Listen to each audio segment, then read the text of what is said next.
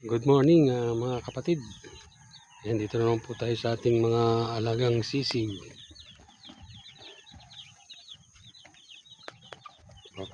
Nagpakain po tayo ng ating alaga. Ayan na po sila. Ayan, pang 2 days na po sila mga kapatid. Ayan, salamat at walang namatay. Yan po yung ating nilalagay dyan, yung kusot para sa ipot nila. Yan, naglagay na rin po tayo ng pagkain. Yan po yung unang pagkain ng sisiw, yung chick booster. Yan po.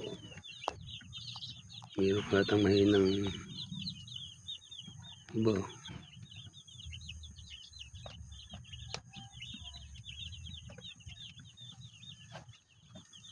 Thank you for watching mga kapatid.